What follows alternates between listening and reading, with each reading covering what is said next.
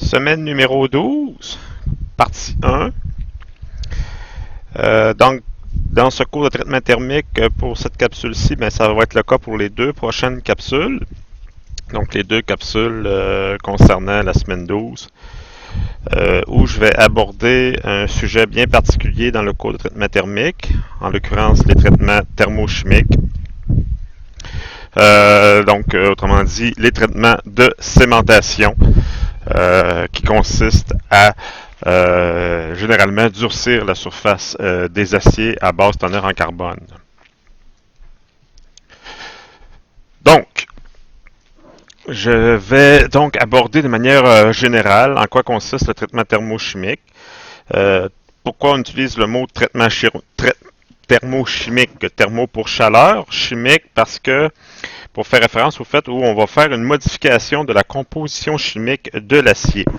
Par contre, cette transformation de composition chimique va s'effectuer uniquement à la surface des pièces en acier.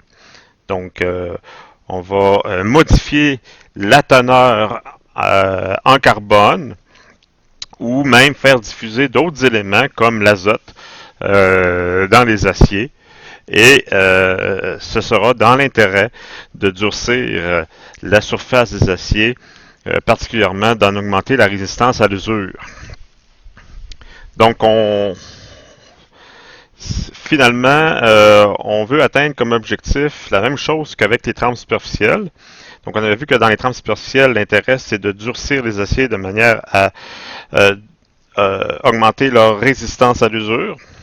Les traitements thermochimiques visent le même objectif, mais s'adressent plutôt sur des aciers à plus basse teneur en carbone que ce qui est utilisé lors des trempes superficielles.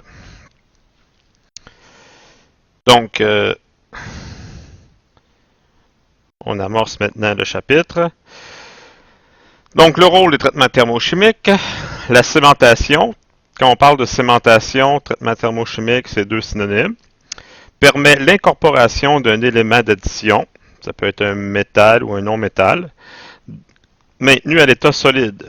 Donc, bien entendu, comme tous les traitements thermiques, l'opération se fait à l'état solide, mais à haute température par contre. Cette incorporation est réalisée par diffusion des atomes de l'élément d'addition dans le métal à partir de la surface, porté à une température bien définie. Ça entraîne une modification chimique superficielle, donc à la surface, permettant ainsi de qualifier la sémentation de traitement thermochimique. Donc, pour comprendre le mécanisme de diffusion, il faut se souvenir que lorsqu'on porte à une certaine température, lorsqu'on modifie la température, lorsqu'on augmente la température des métaux, les atomes qui constituent la maille cristalline vibrent avec un mouvement d'oscillation d'autant plus fréquent et d'amplitude d'autant plus élevée que la température est élevée. Donc, les atomes constituant un métal sont soumis à une vibration appelée agitation thermique. Donc, le niveau de grandeur de la fréquence d'agitation, c'est 10 à la 13 Hz pour les atomes de fer. Et en même temps, l'image permet de montrer à haute température là, le niveau d'amplitude de vibration que les atomes vont posséder dans une maille cristalline pour lequel le métal est élevé à haute température. Et c'est ce mouvement d'oscillation-là qui va permettre la diffusion, qui va rendre possible la diffusion d'un corps étranger ou d'un atome étranger dans le métal, comme le carbone par exemple ou l'azote. Ce que je vous montre ici, c'est une image qui permet de montrer le phénomène de diffusion d'un élément à partir de la surface d'un métal. Donc, il s'agit d'exposer la pièce métallique à l'élément que l'on veut faire diffuser. Et l'élément est dans une... il s'agit d'exposer le métal à une source, à un environnement riche en éléments que l'on veut faire diffuser à l'intérieur de la pièce. Et là, au départ, il y a un contact assez intime. On le voit, les atomes noirs qui sont les éléments, ça peut être le carbone ou l'azote, qui vont être au départ adhérés à la surface de la pièce. Et si la pièce est montée à une température suffisamment élevée, les atomes blancs vont s'ajouter et permettre l'entrée des éléments que je veux faire rentrer dans le métal, que je veux faire diffuser. Et d'un coup qu'ils sont pénétrés dans le métal, les éléments peuvent continuer leur diffusion vers l'intérieur de la pièce, comme le montre la partie, l'image, la partie du bas de l'image. On voit les éléments là, à un temps plus long, donc que les éléments vont diffuser d'un site à l'autre et poursuivre leur chemin vers l'intérieur de la pièce. Donc, à partir de ce moment-là, tout dépendant de l'élément que l'on veut faire diffuser, la sémentation peut prendre un autre nom. Si c'est le carbone, l'élément d'addition, on va donc appeler la sémentation plus particulièrement la carburation. Si c'est l'azote, on va utiliser le terme nitruration. Et très souvent aussi, on fait rentrer dans la pièce à la fois du carbone et de l'azote. À ce moment-là, on va utiliser le mot carbonitruration.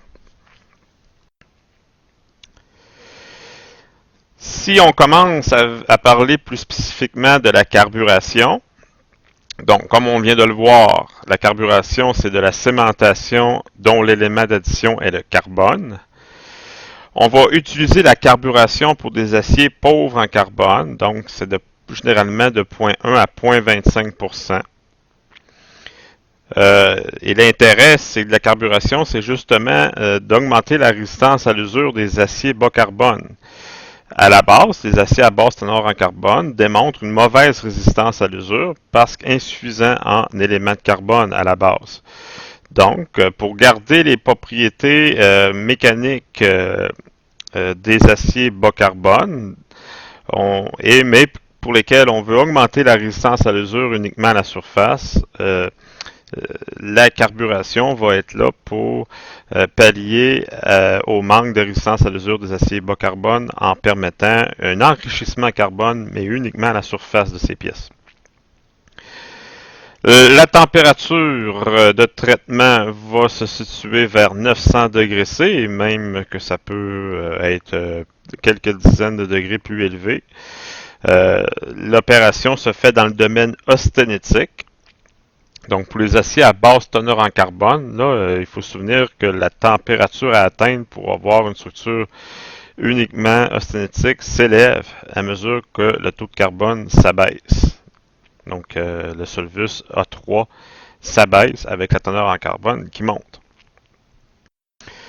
Et généralement, après le procédé de carburation, le refroidissement de l'acier va se faire plus ou moins rapidement, de manière à permettre une structure trempée à la surface à partir de l'austenite. Donc, on va avoir comme résultat final généralement une structure martensite suffisamment riche en carbone à la surface pour permettre une très bonne résistance à l'usure. Et il va toujours y avoir un revenu qui va suivre de manière à permettre d'enlever les contraintes créées par l'opération de trempe. Donc, les avantages que procure le phénomène de carburation sur les aciers à basse teneur en carbone, donc c'est une surface dure et résistante à l'usure. On garde la résilience à cœur, on n'affecte pas du tout le cœur de la pièce. Les paramètres font en sorte que le carbone n'a pas le temps de se rendre jusqu'au cœur, donc on ne fait que transformer la surface, comme c'était le cas aussi pour la trempe superficielle. Et on améliore aussi la résistance à la fatigue des pièces sémentées parce que les fissures vont avoir un petit peu plus de difficulté, étant donné que la limite élastique est plus élevée en surface dû au phénomène de carburation. On obtient une meilleure résistance en fatigue.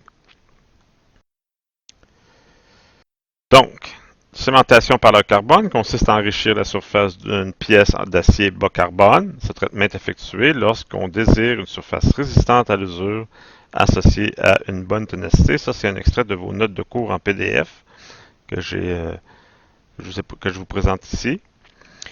Étant donné la haute solubilité du carbone dans l'austenite, la phase de diffusion s'effectue vers 929 degrés C. Bon, c'est entre 900 et 950, tout dépendant des paramètres dépendant de la profondeur de traitement, dépendamment aussi de l'acier. Donc, cette haute température de traitement est nécessaire pour diminuer le temps de sémentation en augmentant le coefficient de diffusion du carbone. Donc, il faut se souvenir que plus l'acier est chaud, plus la vitesse et la facilité au carbone de diffuser augmente. Donc, c'est exprimé à travers ce qu'on appelle le coefficient de diffusion. Donc, peut-être que première chose à dire concernant le département, c'est que nous sommes capables de faire de la sémentation avec le four sous vide. Et le gaz qui est utilisé, c'est de l'éthylène, C2H4, qui est utilisé comme source de carbone. Donc, lors de la sémentation, lors de la carburation dans le four BMI, est injecté du gaz éthylène qui entoure la pièce et c'est ce carbone-là de l'éthylène qui va avoir l'opportunité d'entrer dans le métal. Mais on peut aussi utiliser d'autres gaz dans d'autres types de procédés comme le méthane, le CH4, qui lui aussi va générer du carbone à la surface avec production d'hydrogène, ce qui va être le cas aussi avec l'éthylène dans le four. On peut même utiliser de l'alcool, qui va générer quant à lui à la fois du monoxyde de carbone, qui est un autre gaz qui permet l'entrée du carbone dans l'acier, avec encore la génération d'hydrogène. Et dans certains procédés, il y a de l'azote qui accompagne les gaz carburants, qui va servir de gaz porteur tout simplement. Donc, dans notre four BMI, lors du 6e laboratoire, les sémentations se feront en présence d'éthylène dans le four. Et la réaction qui a lieu à l'interface, c'est une réaction d'équilibre entre l'éthylène, le carbone et l'hydrogène de l'autre côté. Donc l'éthylène est consommé à la surface de l'acier pour former du carbone qui aura donc la possibilité de rentrer dans le métal. Mais en même temps, il y a formation du gaz hydrogène qui va assurer un environnement non oxydant ou réducteur, si on veut, de la pièce pour l'empêcher de s'oxyder durant l'opération. Un exemple de pièces ou d'applications pour lesquelles la sémentation est couramment utilisée, les engrenages.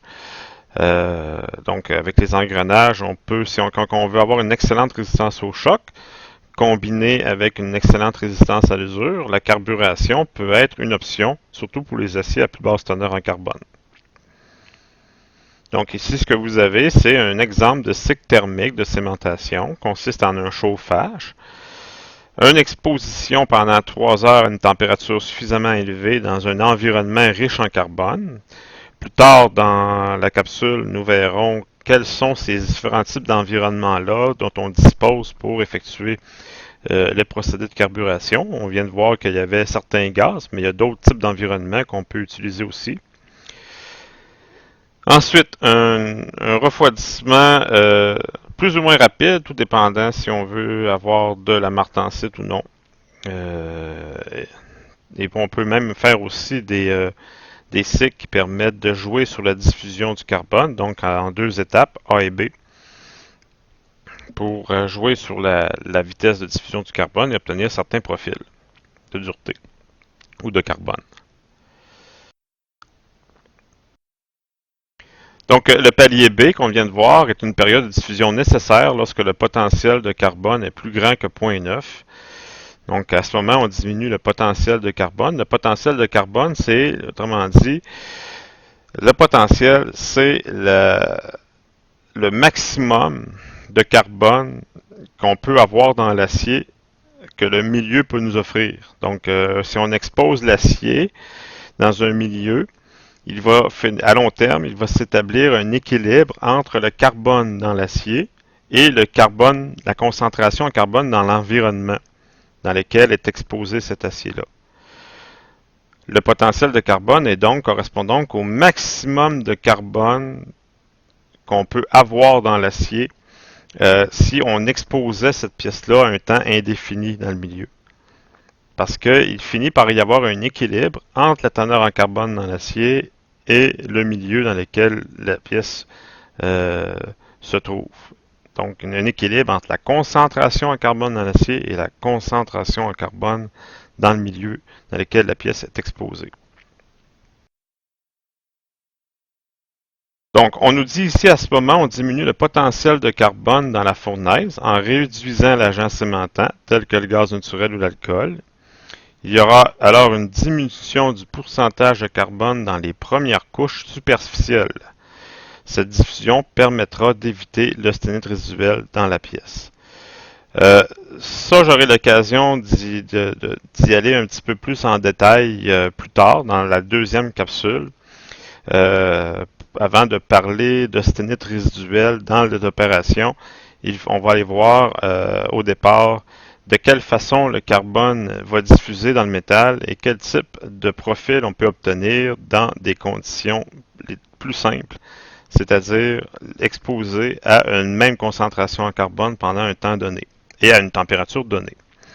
Et de là, on va se diriger vers une loi en physique qui s'appelle la loi de Fick, qui est la loi de la diffusion, dont vous avez la formule juste en bas, juste ici. C'est une loi de physique qui permet qui fait le lien entre le taux de carbone dans l'environnement, ou le potentiel carbone, si on veut, le taux de carbone initial dans l'acier, donc avant de démarrer la cimentation, le taux de carbone que l'on désire avoir à une profondeur X donnée au bout d'un certain temps d'exposition, T. D, dans la formule, c'est le coefficient de diffusion du carbone, qui dépend lui-même de la température et de la nature du métal. Donc, le fer, à une température donnée, va nous donner un certain coefficient de diffusion.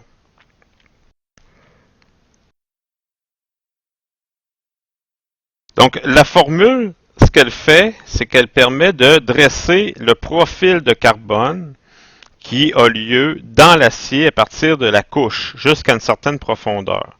Donc, vous avez ici 3 exemples de profils. Vous avez, mettons, un profil donné teneur en carbone à partir de la surface. Donc, l'axe X, c'est l'axe de la position ou de la profondeur. Donc, le même X que dans la loi de Fick, dans la formule qu'on a vue précédemment. Donc, à 0, vous êtes à la surface et lorsque vous allez vers la droite sur l'axe des X, vous allez en profondeur dans l'acier. L'axe vertical est la teneur en carbone dans l'acier. Donc, vous voyez qu'il y a un profil de carbone. Vous voyez, la teneur en carbone évolue. Elle est maximum à la surface, c'est-à-dire à l'endroit où le métal est exposé au milieu. Et puis, plus on va en profondeur, plus la teneur en carbone s'abaisse jusqu'à atteindre la teneur en carbone de l'acier d'origine, qui est représenté en pointillé, là, par exemple, 0.15 carbone. Et on voit que ce profil-là évolue avec le temps. Donc, vous avez le premier profil à gauche, qui est un profil obtenu après 2 heures d'exposition. Mais si on continue à laisser la pièce en contact avec le milieu carburant et qu'on laisse évoluer les atomes de carbone, 2 heures plus tard, donc 4 heures après le début de la cimentation, vous voyez, le profil a évolué. Donc, la teneur en carbone a augmenté, le carbone est allé plus profondément, puis sa concentration dans la couche a augmenté partout. Et là, vous avez un autre là, profil pour 6 heures. Donc, la loi de Fick, c'est pas très compliqué, c'est que ça permet de faire le lien entre la position, le taux de carbone pour une position donnée, en un temps donné, parce qu'on voit que si vous mettez une position donnée, bien on voit que la teneur en carbone, elle change avec le temps. Et si vous augmentez la teneur en carbone dans l'atmosphère ou dans le milieu cimentant, ça aussi, ça va influencer le profil. Et si vous modifiez l'acier, c'est-à-dire si vous prenez un acier avec une teneur en carbone plus élevée ou plus basse, ça va modifier aussi la teneur en carbone pour toute position X en fonction du temps. Donc tout ça est relié ensemble. Puis en plus, il y a la température qui va jouer là-dedans, la rapidité à laquelle le carbone va diffuser va jouer aussi un rôle sur le profil. Donc tout ça est lié ensemble à travers la formule de la loi de Fick. Je vais faire un exemple. Comme par exemple, on pourrait être capable de calculer la profondeur de sémentation, donc la valeur de X, d'un acier 10-20, qui contient donc 0,2% de carbone au départ, à 929 degrés C de sémentation pendant 5 heures. Et le potentiel de carbone de la fournaise est de 1,2. Donc 1,2, ça, c'est la teneur en carbone, ou c'est pas la teneur en carbone, mais c'est le maximum de carbone qu'on pourrait être capable de faire rentrer dans l'acier. C'est le carbone, c'est la concentration d'équilibre dans l'atmosphère avec le carbone dans l'acier. Autrement dit, si, mettons, on mettait l'acier très très longtemps, 1 an, dans cette atmosphère-là, il finirait par avoir 1,2% de carbone partout dans l'acier. Donc, c'est ce qu'on appelle le potentiel de carbone de la fournaise. Donc, ça dépend, dans le cas d'une atmosphère endothermique ou d'une atmosphère fabriquée sémentante, mais ça dépend de la concentration d'un gaz sémentant dans l'atmosphère.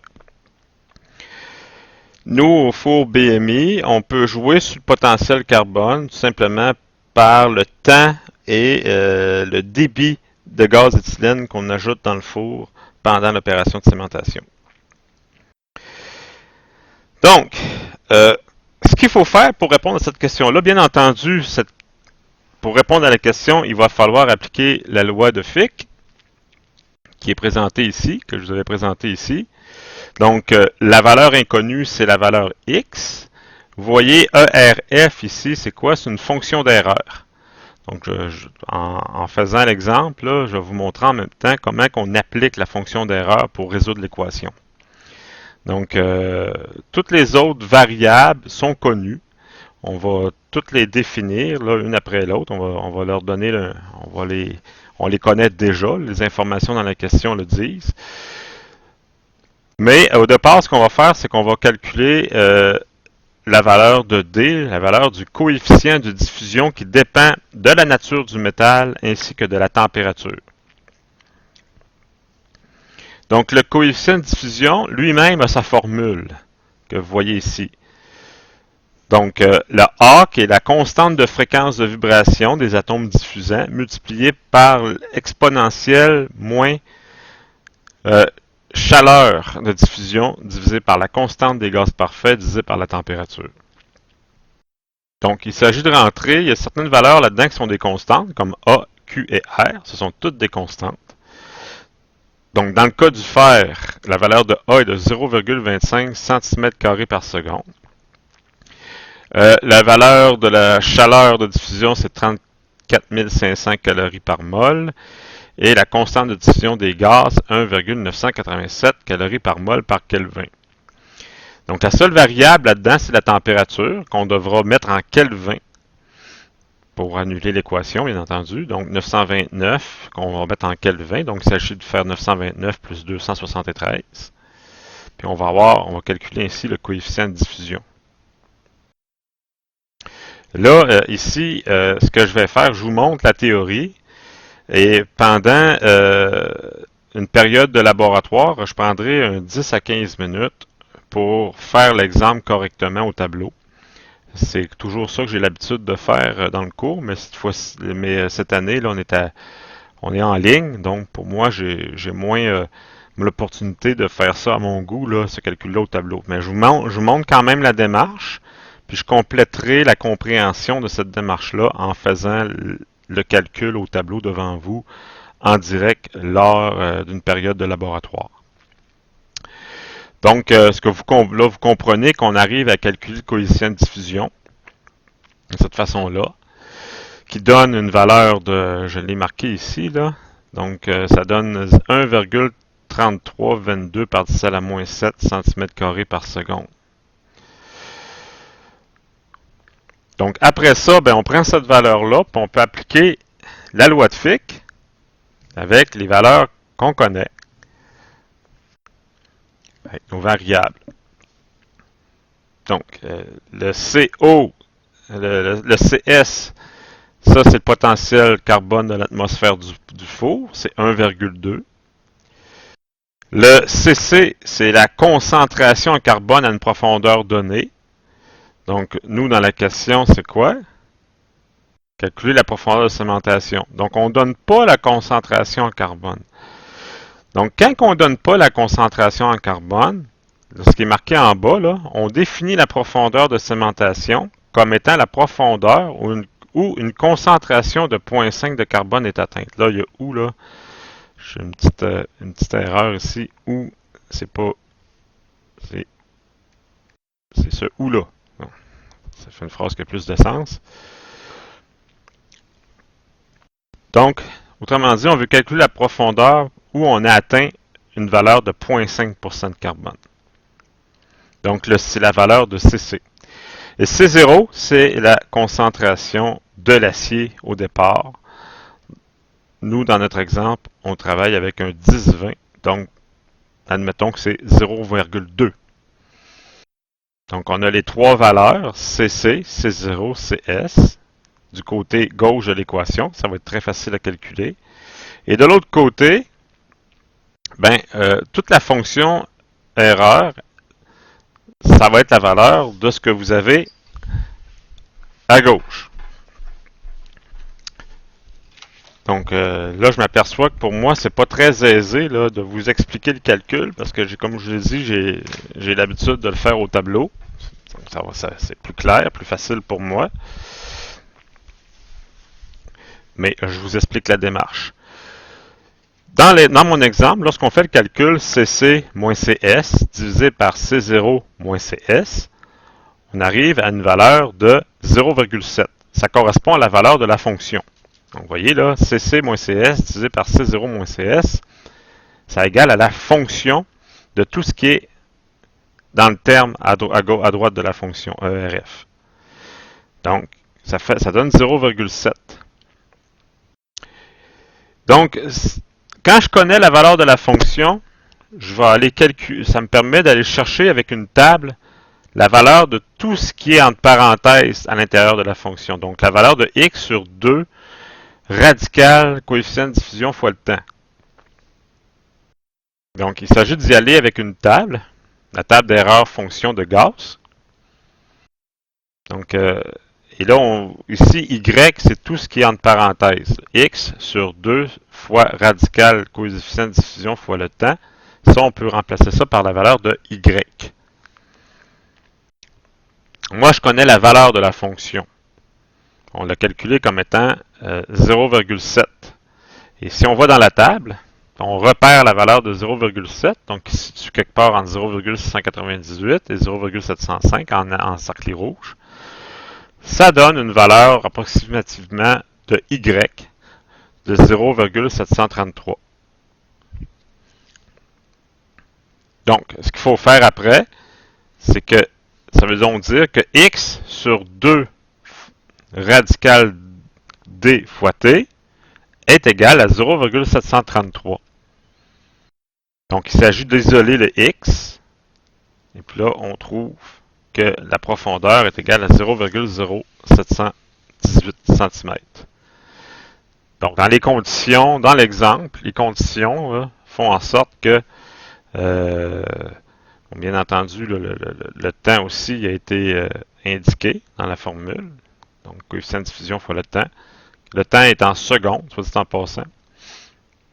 Et donc, ça permet d'avoir comme résultat 0,0717,88 cm. Encore une fois, probablement que ça ne paraît pas tout à fait clair là, en suivant la capsule présentement, mais je prendrai le temps de refaire ce calcul-là en classe lors de notre rencontre en laboratoire. Donc, on peut faire d'autres exemples parce qu'il n'y a pas seulement, on peut ajuster, on peut utiliser la loi de Fick pour trouver d'autres types d'inconnus, comme par exemple, on pourrait déterminer le potentiel carbone nécessaire. En pratique, c'est plus souvent ça qu'on va faire en industrie, trouver le potentiel carbone qui va me permettre d'avoir, par exemple, 0,5% de carbone à une profondeur de 1,22 mm dans un acier 10-20 pour 5 heures de cémentation de 129. Là, cette fois-ci, c'est que l'inconnu change. Donc la formule, elle est modifiée de manière à ce qu'on puisse être capable de faire, de trouver l'inconnu. Donc encore une fois, là, je vais prendre le temps là, de faire ce deuxième exemple-là en classe aussi. Ce qui est peut-être plus important à aborder pour un premier cours sur la carburation, c'est d'aller voir les différents procédés de carburation. Euh, on peut utiliser différents genres de milieux sémentants auxquels on va exposer la pièce à traiter. À partir de là, on en ressort quatre types de carburation. Donc, il y a la carburation solide, dans laquelle le milieu sémentant est un solide, carburation avec sément pâteux, carburation liquide et la carburation gazeuse. Qu'est-ce que la carburation solide? Bien, il s'agit tout simplement d'exposer la pièce ou des pièces dans un environnement solide riche en carbone. Et là, ben, les éléments solides riches en carbone, il y en a une panoplie, mais particulièrement pour des raisons de coût et d'efficacité, on va particulièrement choisir des charbons de bois, par exemple, des os pulvérisés, de la matière organique, des cuirs calcinés, ou ça peut être des composés synthétiques comme les prussiates, les carbonates, le chlorure de sodium et de barium, cyanure de sodium et de barium. Donc des produits qui vont avoir une présence en carbone. Et là, ce qu'on va faire, c'est que les pièces à traiter, on va les incorporer dans un caisson. Et puis, on va remplir le caisson de éléments sémentants, comme par exemple charbon de bois ou de la matière organique. On va assurer un bon contact entre les pièces et les éléments sémentants. Et puis, on va enfermer ça de manière hermétique et on va mettre le caisson dans un four de traitement thermique de manière à faire la sémentation à haute température. Donc ça, c'est une façon de faire qui est très couramment faite. On peut mettre différentes pièces, comme il est montré ici. Un très grand nombre de pièces, tout dépendant de la grosseur du caisson et de la taille des pièces. On peut aussi employer des ciments pâteux. Donc ça ressemble, c'est un type de cimentation solide, mais c'est une pâte spéciale. On va tout simplement plonger les pièces à carburer dans une pâte riche en carbone et de consistance appropriée. Donc, il va y avoir une couche d'à peu près 2 à 3 mm de ciment sur les pièces et on les introduit dans des caisses de carburation dépourvues de ciment solide pour subir le cycle thermique du traitement. Donc, on va les mettre aussi dans un caisson de manière à monter en température. On peut même des fois faire un certain vide dans le caisson pour protéger les pièces de l'oxydation aussi. Donc, on peut traiter une quantité supérieure de pièces par caisse parce que le ciment est beaucoup plus dense. Donc, on peut mettre plus de pièces. Les pièces peuvent être plus proches les unes des autres. Ça va être moins long à chauffer aussi. Le ciment, il y en a moins que dans la cimentation solide. Donc, le temps de chauffage va être diminué aussi. On peut effectuer aussi la carburation dans un liquide. Donc, on va utiliser du cyanure de potassium ou de sodium, des carbonates, chlorure très riche en carbone, qu'on va donc faire fondre dans un four. Et puis, on va ensuite immerger les pièces pour faire la cimentation. Bien entendu, la température du ciment liquide devra être la température requise pour faire la cimentation, donc autour de 900-930 degrés C. Donc, le ciment liquide peut être chauffé soit dans un four, soit être chauffé de manière électrique ou au gaz, tout dépendamment. Et vous avez le dernier type de carburation, la carburation gazeuse. C'est ce qu'on utilise, nous, au département avec le BMI. Donc, on place des pièces dans un four atmosphère contrôlée. Nous, au BMI, par exemple, on a une sous-vide partielle parce que c'est un four sous-vide.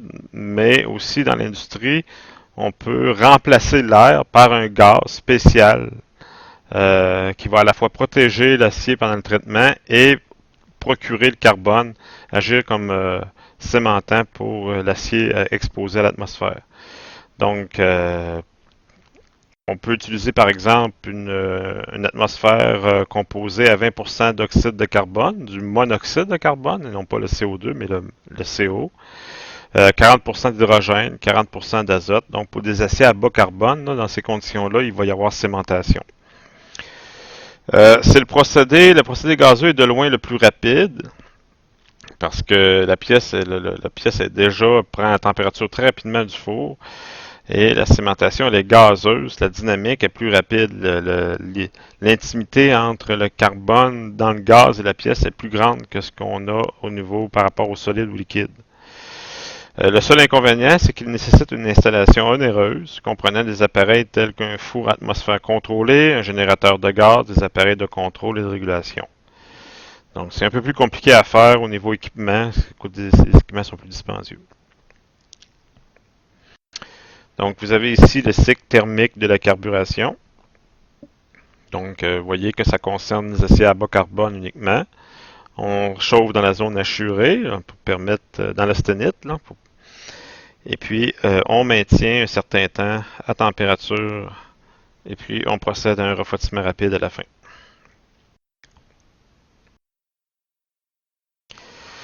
Donc, la vitesse de chauffage, ça est fonction du procédé. En carburation solide, la vitesse est très lente parce qu'on a vu tantôt que c'était un caisson avec rempli de pièces, mais aussi de produits de cémentation comme du charbon de bois, par exemple, qu'on devait chauffer. Donc, le volume est très élevé, donc ça implique un chauffage plus lent. En carburation liquide, l'immersion des pièces dans un bain de sel porté à température de traitement engendre une élévation de température très rapide à ce moment-là, parce que le liquide est déjà à température. Donc, si vous plongez la pièce d'acier dans le liquide déjà à bonne température, le chauffement va être très rapide. Donc, même que ça peut être trop rapide parfois, de sorte que pour empêcher des contraintes ou la déformation des pièces minces par un chauffage trop rapide, il est conseillé de faire un préchauffage dans le cas des carburations liquides.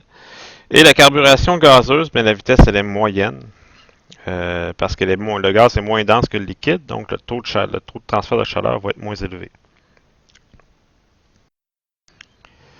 Influence de la température sur la carburation. Donc, la température agit sur la vitesse du phénomène.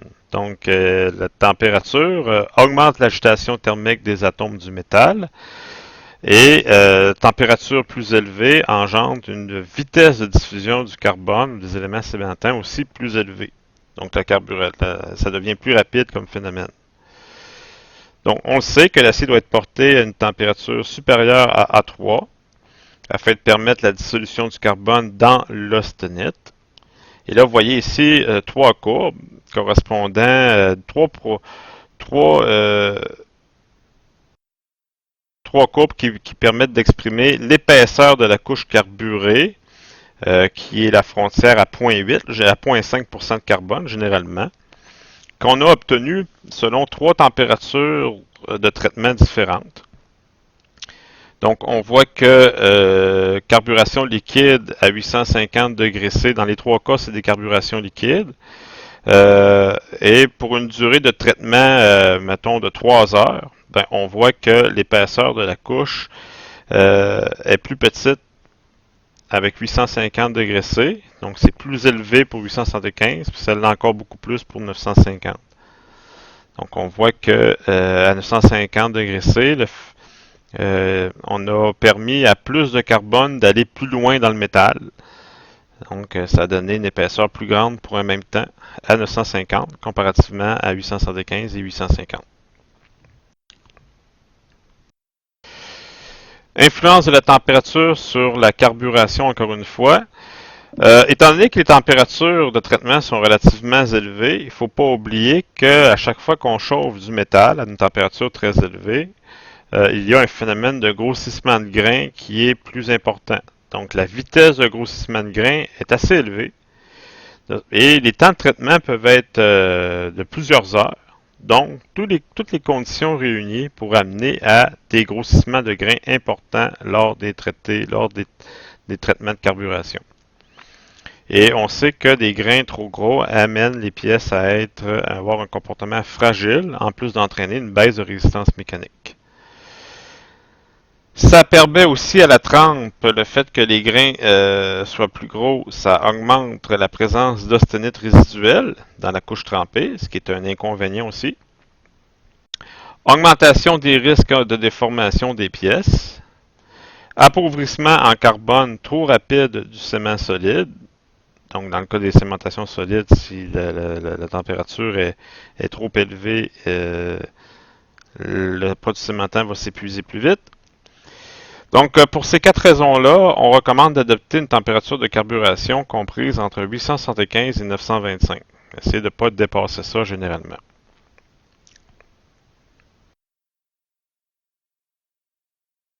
Donc, ici, oui, ça c'est la même courbe que tout à l'heure. Donc, non, ça ici, c'est pas la même courbe, c'est la vitesse de carburation en fonction du type de ciment.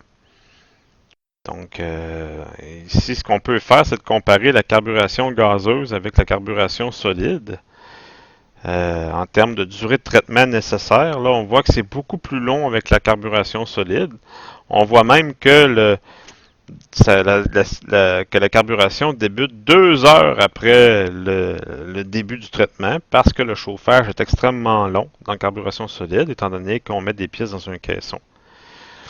Dans la carburation gazeuse, ça prend un délai plus court pour commencer et c'est aussi plus rapide. Donc, les durées de traitement qui vont varier beaucoup d'un procédé à l'autre. On voit que c'est avec la carburation liquide que le traitement commence le plus tôt, mais la vitesse de carburation est plus rapide en gazeuse. C'est sûr que la température y joue pour un. Si on compare gazeuse avec liquide, les températures ne sont pas tout à fait les mêmes. Là, ça va influencer bien entendu sur la vitesse. Et finalement, je vais compléter la capsule en montrant un profil de dureté que l'on obtient de la part d'une couche carburée. Donc, c'est un genre de résultat qu'on va obtenir en laboratoire. Si on mesure la dureté, si on fait un profil de dureté, bien, puisque le carbone varie entre la surface et la profondeur de la pièce et que c'est le carbone qui détermine la dureté de l'acier, bien, on s'attend donc à avoir le même profil en dureté que ce qu'on a en concentration en carbone. Donc, la dureté va évoluer de cette façon-là. Donc, on prend un maximum en surface et baisser progressivement en allant vers le cœur de la pièce jusqu'à atteindre la dureté de l'ensemble de l'acier, de la pièce d'acier. Donc, ça va compléter pour une première capsule pour la 12e semaine et je continue avec la cimentation à la deuxième capsule.